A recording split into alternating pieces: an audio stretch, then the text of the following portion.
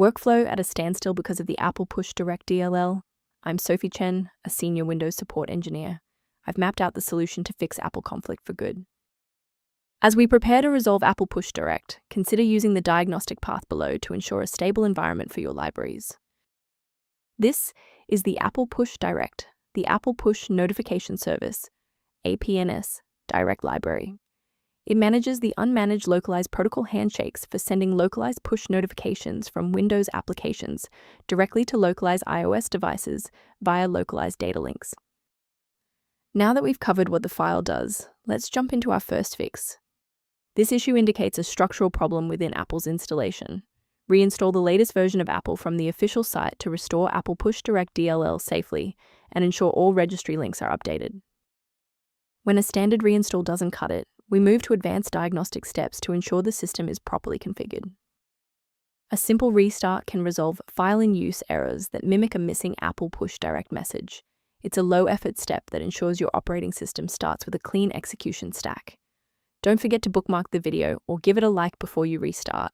It's the fastest way to jump right back into this tutorial after the reboot. Rebooting was just the start. Now, let's apply the core fix in this third step. Feel free to pause the video if you need a second to navigate. If you're still offline after the reboot, we need to clear out the corrupted network routes manually. Open Command Prompt as admin, then run these two commands. First, type NIDTSH space INT space IP space RESET, then hit enter. Second, type NITSH space WINSOCCK space RESET, then hit enter again. Why are we doing this? Well, connectivity files manage the flow of data across your system. Resetting the network stack clears out stagnant routing table errors and refreshes the underlying protocol manifests. Beyond the repair, maintaining a secure workstation requires avoiding a few common technical mistakes. Avoid the trap of free file repositories for Applepushdirect DLL, as these platforms are frequently used to spread persistent browser hijackers and adware. To ensure your environment stays properly configured, a professional diagnostic can help verify that your library references remain intact.